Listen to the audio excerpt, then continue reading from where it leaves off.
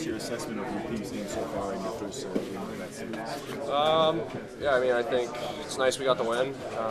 Definitely wasn't our best, but I thought we had a really strong start, got them on their heels, and there's definitely areas in our game that we could be better, play a little faster, be a little sharper in the D zone, neutral zone, but yeah, can't complain too much. Get a win in game one. That's a good place to start. Did you sense that there was a lot more open ice, like you kind of thought there would be compared to the Boston series? Yeah, I mean, Boston, they obviously sit back pretty good there, try to clog up the neutral zone. I think us and Montreal play a pretty similar style of hockey, and we're both really aggressive, good skating teams that like to make plays. And on the flip side of that, there's usually odd man rushes, and I think we were able to exploit that early and get on the board. So definitely a lot more plays to be made out there. Feels like there's a little more open ice in the neutral zone. Do you enjoy playing in a series where both teams, aesthetically speaking, like to play a certain style that's fun to watch for fans and probably fun to play as a player? Yeah, I mean, I think it doesn't really matter. You just got to be able to adapt and play against whatever team and style they play. I think it shouldn't really matter what the other team does as long as we're playing our game. I think we're going to be okay. With that being said, though, it's definitely, I feel like, more suitable to the way we play. You're the number, one of the big numbers circled on the whiteboard in the other room every game you play. But what do you need to do to get more chances, perhaps, than you did in game one? Yeah, I mean, it's tough. It's playoffs. It's hard to find open ice. It's hard to get shots off and get to the net. So, and just second efforts, more intense.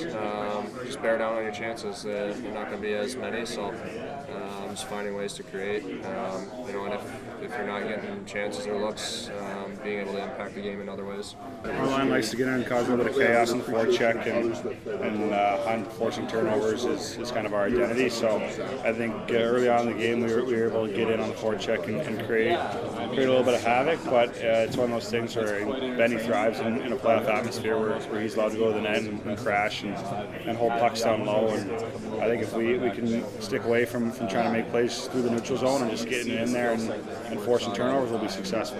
You're talking about the neutral zone. I know Lindy Ruff said yesterday that, yeah, it was a good win, but you want to be better. Like, besides the neutral zone, what would you like to improve? Yeah, I think we could have closed out on pucks a little bit quicker at times, slowed them down a bit. Obviously, it's one of those games where you go from playing two different teams to trying to find each other's game against each other. I think there were stretches where we were playing good, but there's definitely areas where we need to improve, and I think we'll see some of that tonight. What did you see Yeah, they're fast and opportunistic. I think you saw we had a couple turnovers that they score off of really quickly, and that's something we got to limit. Obviously, they got a lot of really high-end skill and speed on their side, so when you have the puck, you got to manage it well. But yeah, they're a good team, and we're expecting a good push from them tonight. Yeah, thank you. Alex, I'm interested in your thoughts on stylistically in this series. On paper, it looked like there might be more open ice and more room to roam than there was against Boston. How do you think that played out in game one, and how might that play out going forward? Yeah. Obviously, there was a few more rush chances, I think, both ways. I think we'd like to limit those as much as possible. But I think the style of play is a little bit more open, a little bit more run and gun, a little bit more focused offensively. But at the same time, we're just worried about us. We're worried about how we can defend a little bit better, prevent those, and how we can continue to try to get some rush chances and capitalize on those opportunities. Jason, before game one, excuse me, Ryan McLeod had told us that he felt your line had to maybe clean some things up from the Boston series, and then game one, you guys were flying, looked like you guys were flying. What kind of things did you guys clean up to play as well as you did? I think for us, we're just trying to play as a connected unit of three. I think this goes for probably any line in the league. If you're not staying close together, helping each other out, You know, coming to pucks, making little plays, and winning battles together as a unit, you're not going to have much success. And I don't think we did a good enough job of that in Boston. So I thought last game was a step in the right direction, but we still got some more work to do. A question for Alex, sort of what Mike was asking, but just to follow on that, what's it like to be able to play in a series where, you know, Bo Byram said to me this morning, it's like looking in a mirror. Or stylistically, it's fun as a player, I assume, to play that style. And I get it, defensively you have to be responsible, but still to play an offensive style, an entertaining style, what's that like as a key player? Yeah, I mean, it's fun, but also you gotta make sure you're staying on your toes and defending well. They have a lot of weapons in that room, a lot of really good goal scorers and playmakers. So you have to make sure you're playing hard against them, and I think it comes down to will and determination. Jason, I wanted to ask more about your line. You guys have been together for most of the season. What is it about the chemistry that allows you guys to work? You know, I think the three of us all play very different games, and I think that creates a pretty solid line for the most part. I'm obviously around the net for the majority of the time, you know, down low. You got McLeod who you know, is crazy fast and flies up the middle. He's really good at lugging the puck up the middle and kicking out to his wingers and things of that sort. And then, you know, Quinny's our shooter. You know, he's the guy that's always looking to get open and find those soft areas. So I think we've got a good balance as a line. You know, I think when we're on our game, it makes it harder to defend. But, you know, we just try to stay on the same page all the time.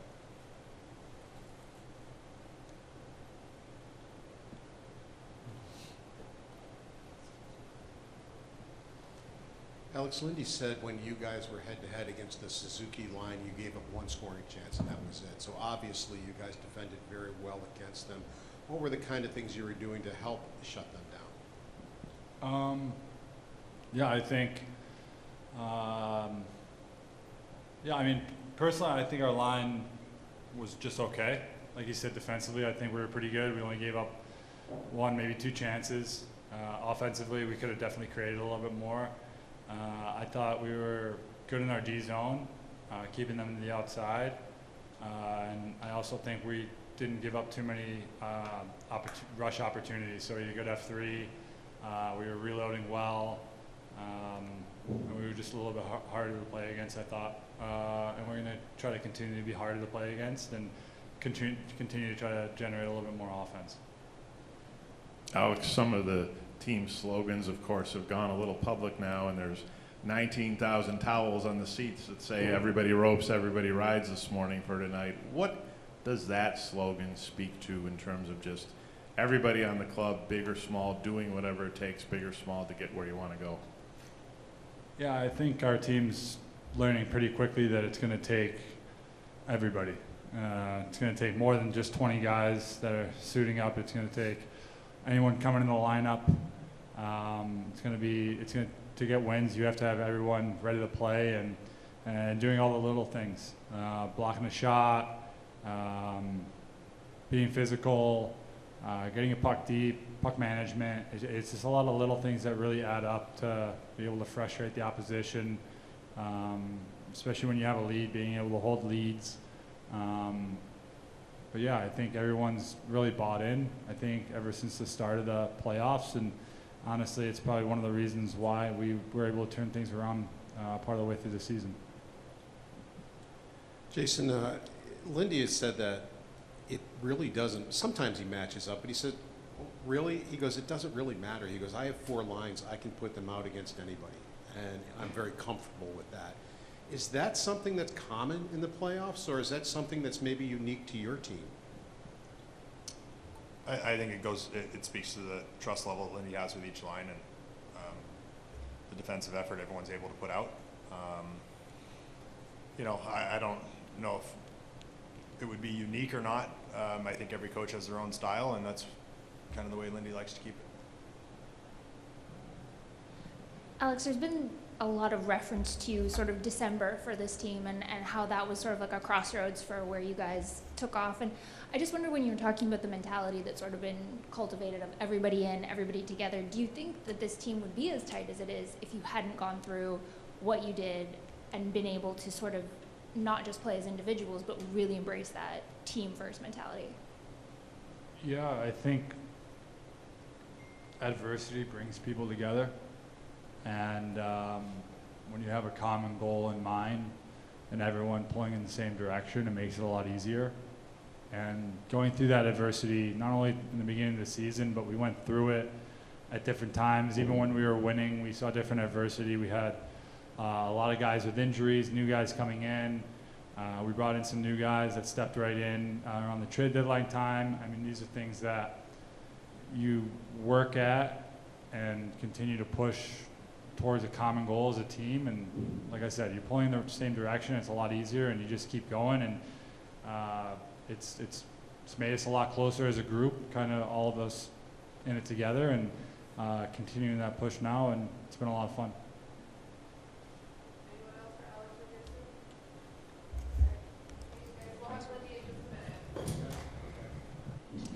Lindy, what did you see out of the McLeod line? I remember Ryan told us before game one that he felt there were things his line needed to clean up from the Boston series. What allowed them to play so well? What kind of things did they clean up to play so well? You know, I thought they skated well when they had the opportunity through the neutral zone, but I thought in the offensive zone they kept their feet moving. They got away from man-on-man coverage and some high cycle. I thought the group stayed tighter together, so didn't allow to get smothered and taken out of the play. Erasmus was saying that Bo Byram has a mentality that he just doesn't care. He's going to give it all, put it on the line, so to speak. Just, I guess, how have you seen that reflected maybe in Bo's game? Again, I think this is the time of year that everybody should have that mentality. Bo is, every shift he takes, he tries to make a difference. He wanted more of a penalty killing this role this year. He wanted to be involved in some of that. He did. He's done a good job. He's a gamer. He wants to make every shift count. Lindy, I'm always wary of asking this to a coach, but I'll ask it anyway, because winning is the only thing that matters to coaches. But you have two teams in this series that, aesthetically speaking, are entertaining to watch. And the players, I think, love playing the style that they play for their team. In the scope of that, do you have a philosophy, if you could have your cake and eat it, about the kind of way that you want your teams to play? I think you have a group of players that, as a coach, you have to kind of develop a style that's good for that group. We felt with, especially with our top four defense, that having them heavily involved and, practicing where D are involved, forwards are covering. Sometimes there's a D in front of the net and a D shooting it. The D zone coverage stuff has gotten so good in the league where, whether teams are going man on man and you try to get away from it. We're just looking for creative ways with our group. And I just feel that's part of our strength. We've got, 4-line depth. We've got a group that really can. There's one thing about defense joining and being involved. There's another thing about finishing those opportunities. If you don't finish, then putting that risk in your game, really doesn't equate. But, I feel it does with our group. Lindy, Alex was just out here saying he thought his line was just okay in game one. After reviewing it, would you agree with that assessment? And what would you like to see more of from them tonight? Yeah, I said yesterday they were involved in a couple good opportunities. Alex had the backdoor drive that missed out on, and I thought Tage had two really good opportunities. I think the O-zone time is something that, when I mentioned the McLeod line and them staying connected, I think if those guys could get a little more connected, a little bit tighter, keep their feet moving from, the top of the circles down where you can allow our defense to maybe get a little bit involved and allow a little bit more ozone time. I think that's what we're looking at.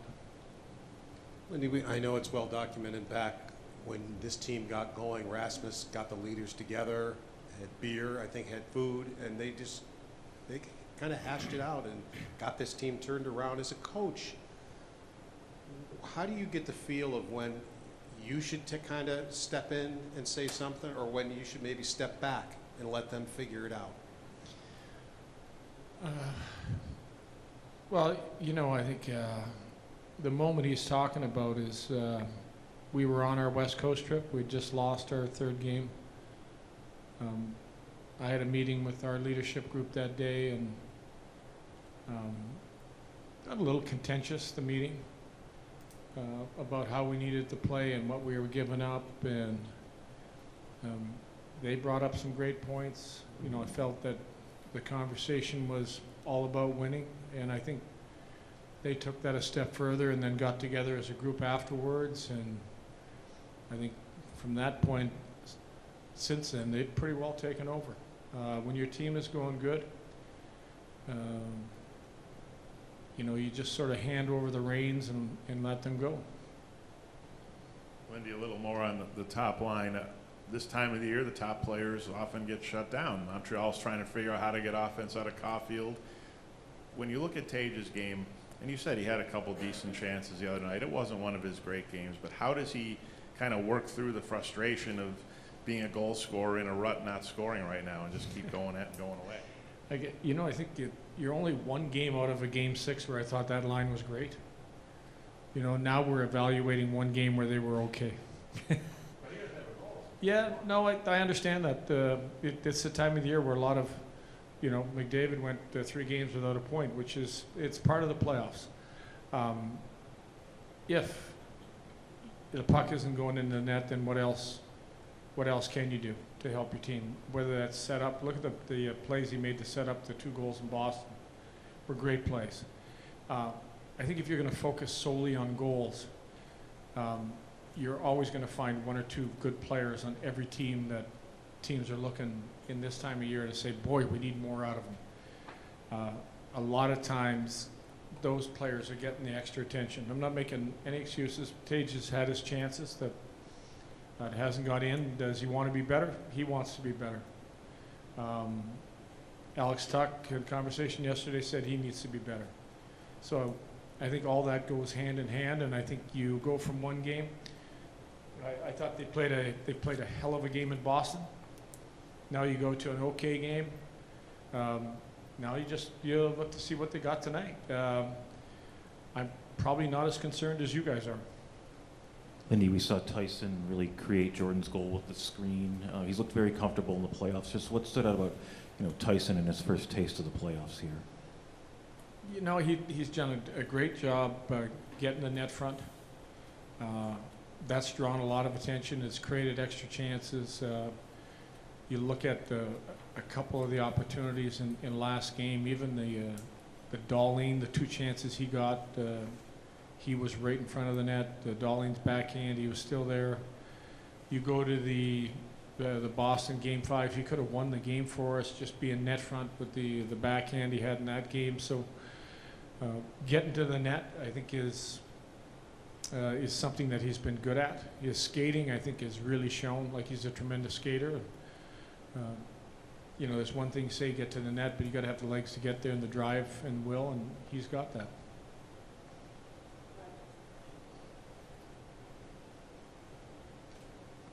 Me? Okay. Lindy, just on Sam Carrick, when he is healthy, is it a situation like he's going back in, or do you have to be mindful of not wanting to disrupt what the team has going, given that he hasn't had the reps, obviously, in the playoffs? How will that balance, I guess, work for you, or is there one? I mean, he is right on the cusp of going in. Like if this was a game 7, I think you'd look at it that you'd probably put him in. Will and can he use the extra days? For sure. He's really not going to tell me exactly how he feels. He just wants to play. With the type of injury he's dealt with, you know, if I can give him a couple extra days, I think we'll get rewarded for it. He played incredible for us. Do we want him back in the lineup? Damn rights we do. Lindy, Jack Quinn, it seems like he's doing everything in his power to produce offensively. As a coach, what's your advice to him and to his line to kind of get the offensive juices flowing? Really bottle what they did last game. Just put it in the back of the net, you know. Heck of an opportunity on the cross-ice pass that hit the crossbar. And it's kind of been, you know, really the tail of his season, and now a little bit of the playoffs where he's getting great chances and just missing out on scoring. Other goaltenders are making big saves, or he's hit goal posts. I mean, we know how good a shot is. He shows that off every time he's been in a shootout, and, you know, do the right things at the right time, and he'll get rewarded. Lindy, when you talk about that meeting with leadership, I'm curious, when you think about your first couple of years back here, how important Jason Zucker has been, even though he's not wearing a letter, to kind of guide those young leaders and maybe as a resource for you as a coach, eyes and ears in the locker room. Yeah, I think very valuable, because he's been there, he's been through it all. I think he understands, and he's really embracing this opportunity with this group, and, you know, believed in the group, and